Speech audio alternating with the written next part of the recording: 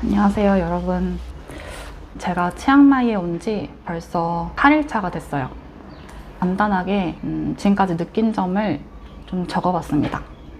일단 첫 번째로 제가 치앙마이에 왔던 이유는 폐관 수련한다고 하고 왔거든요.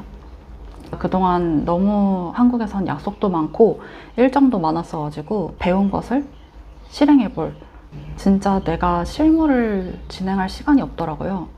그래서 그걸 하려고 간다 라고 얘기를 했었고, 또 한편으로는 다른 곳에서 좀 장기로 혼자서 살아보고 싶었어요. 혼자 여행을 한다 라는 것의 의미도 있었고, 그리고 장기로 다른 나라에서 살아본다 이 의미도 있었겠죠. 그래서 총 3개였습니다.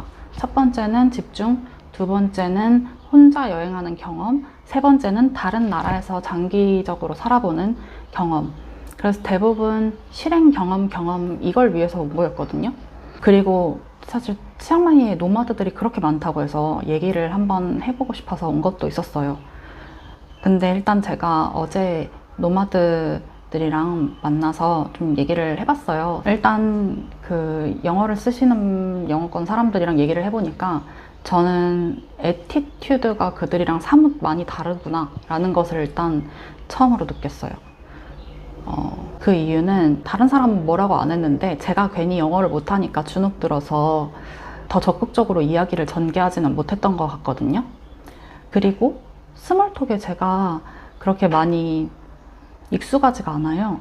그래가지고 약간 필요성을 못 느낀다고 해야 되나? 아예 전혀 모르는 사람이랑 내가 이런 얘기까지 왜 해야 되지? 이런 생각을 사실은 하고 있는데, 그냥 가볍게 지나가듯 얘기를 편안하게 하고, 너네 나라는 좀 어때? 저기는 좀 어때? 라고 하면서 물어보면서 각 나라들의 이야기도 듣고 현재 상황도 파악하고 그러더라고요. 그게 되게 신기했어요. 그리고 듣는데 너무 재밌는 거예요. 이거 그냥 텍스트로만 공부하던 세계 글로벌 정세가 아니다. 나와서 얘기를 하는 재미가 있네? 왜 하는지 좀 알겠다. 이런 스몰톡. 그런 생각을 했어요. 그냥 단순히 뭐 너 왜 여기 왔냐? 뭐 때문에 왔냐? 뭐 잘 지내냐? 이런 얘기가 스몰톡이 아닌 거예요. 그냥 너네 나라는 좀 어때? 거기는 어때? 너는 왜 여기 왔어? 라고 하면 좀 더 심각한 이유가 나오고, 뭐 그러다 보니 정치적인 상황이나 혹은 지금 뭐 기업들의 현재 상황, 아니면은 개인정보를 많이 수집해가는 현재 상황, 심각한 문제들, 뭐 총기, 마약, 왜 그들이 여기 왔는지, 어째서 그 나라가 어떤 게 문제인지, 현재 이전이랑 많이 바뀌었는지, 이런 것들을 그냥 실시간으로 들을 수 있더라고요. 그래서 이것 때문에 스몰톡 하는구나, 그걸 그제서야 좀 깨달은 것 같아요. 그래서 제 애티튜드가 이런 방향이면 나 좀 더 스몰톡 나누고 싶어, 이렇게 생각이 바뀌었던 것 같고요. 그게 저한테는 되게 큰 와우 모먼트였어요. 영어도 더 공부를 잘 해야겠다라고 생각했던 게, 저도 궁금한 거 물어보고 싶은데 너무 빠르니까 갑자기 끼어들어서 막 말할 수가 없었어요.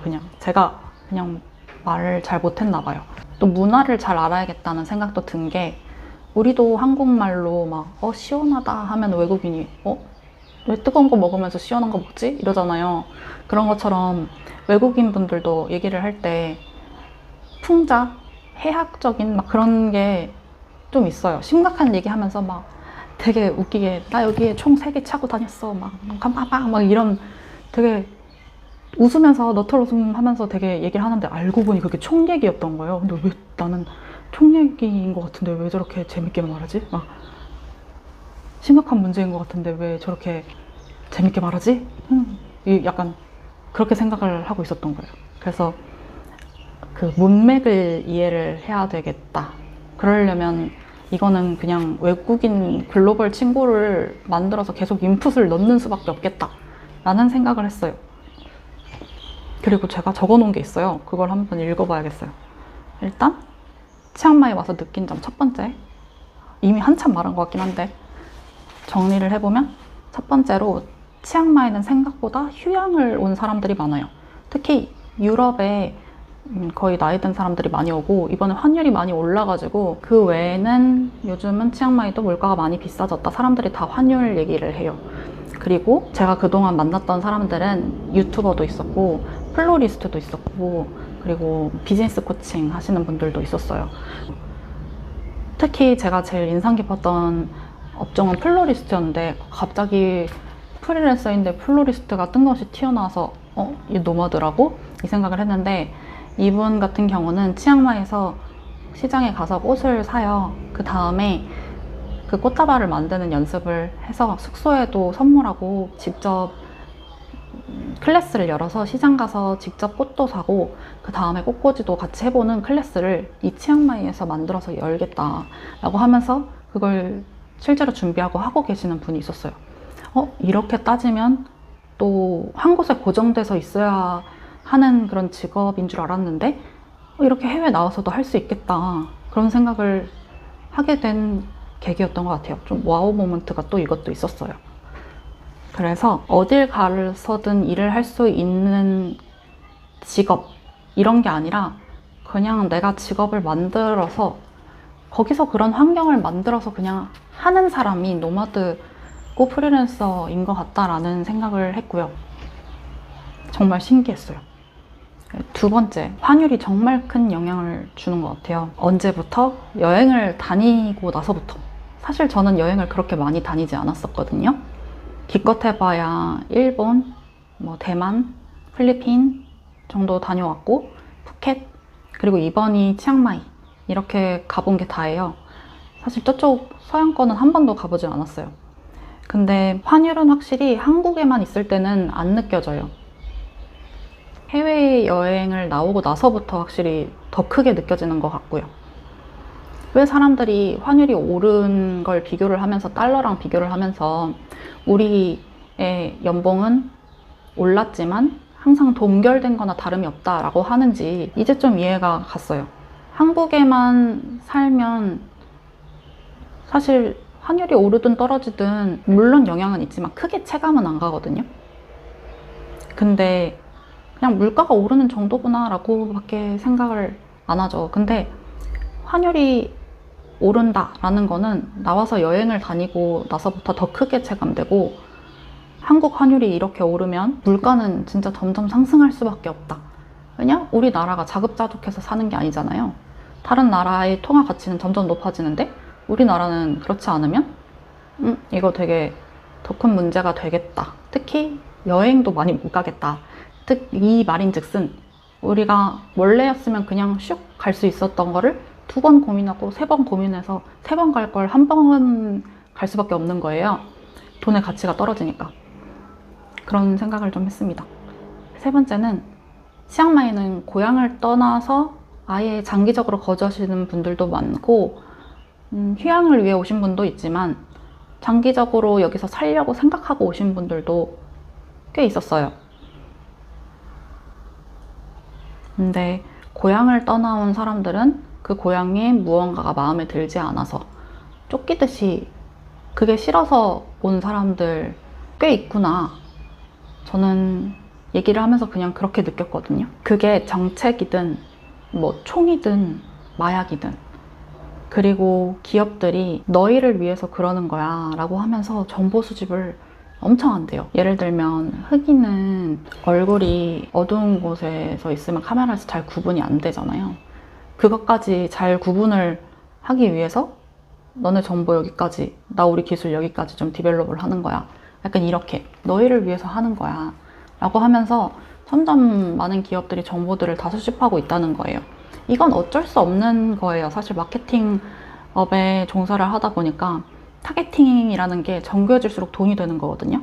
그래서 그렇게 하기 위해서 결국 기업들이 정보를 수집할 수밖에 없는 건 맞아요. 근데 이게 나중에 저는 그걸 들으면서 무슨 생각을 했냐면, 어떤 나라는 정책에 반하는 얘기를 하면 바로 잡혀간다는 거예요. 저는 이런 기술적인 발전이 점점 커질수록 누가 어떤 목적으로 사용하느냐, 이게 정말 중요하겠다 라는 생각을 했습니다. 조용히 있으면 어느 순간은 더 이상 말하지 못하는 때가 온다. 왜냐면 그들은 다 쫓기듯이 왔거든요. 어느 분기점 이후에는 말을 해도 더는 소용이 없어지는 때가 온다는 거예요. 그런 얘기를 듣고 되게 한국이 또 살기 좋다 라는 생각을 했어요. 그리고 네 번째로 제가 느낀 거는 행복이 사람에 있다는 거였어요. 제가 치앙마이에 오면 뭔가 달라질 줄 알았거든요. 그리고 더 도전적이고 뭔가 재밌어지고 다른 사람들 막 만나고 스몰톡하고 이런 것들을 기대하면서 왔어요. 근데 물론 영어를 잘 못해서도 있겠지만 단순히 그거의 문제는 아닌 것 같아요. 내가 잘 아는 문화, 내가 잘 가는 곳, 내가 마음에 들어 하는 곳, 제가 좋아하는 사람들, 그런 것들과 함께 할 때 저는 더 행복한 것 같았어요. 여기 와서 사실 제 원룸보다 지금 훨씬 더 넓은 집에 또 이사를 와서 이렇게 지내고 있고, 날씨도 지금 성수기라 치앙마이가 너무 좋거든요. 마사지도 잘 받을 수 있고. 근데 한국 사람을 만나든 외국 사람을 만나든 새로운 곳에 가서 얘기를 듣고 하는 거는 좋은데, 저는 좀 더 그냥 한국이 생각났어요. 그냥 단순히 내가 살아가야 될 곳을 생각해 봤을 때 나는 한국이 좋다, 이 생각을 했어요. 물론 도전은 계속 해야겠지만, 그렇지만 아직까지는 내 마음속에 계속 노후에 살 나라로는 한국이 더 커진 순간이었습니다. 아무튼 8일차 현재까지는 이런 생각이 들었어요.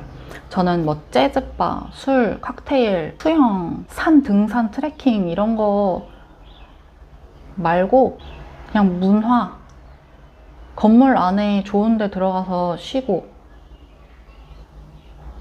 전형적으로 돈 쓰면서 사는 삶 있잖아요. 그걸 좋아하는 것 같아요. 박람회 같은 데 가고 더 웅장한 거 보고 도시 같은 느낌을 더 선호하는 것 같긴 합니다. 아무튼 이렇게 제 취향을 좀 알아봤다. 그리고 만약 나중에 해외로 나가게 된다면 그냥 휴양으로는 가지 않을 것 같고, 진짜 비즈니스, 일자리를 진짜 아예 구하고 가던가 해서 뭔가를 생산적인 거를 하는 그룹에 들어가야겠어요. 다음에 여행 갈 때는 휴양 목적이 아니라면 꼭 그렇게 준비를 하고 장기로 나와야겠다 라는 생각을 했습니다. 알게 된 만큼 좋은 거겠죠, 이 여행이. 여기까지가 일단은 제가 8일 동안 느낀 점이었습니다. 앞으로 남은 2주 동안 어떻게 생각이 바뀔지 모르겠는데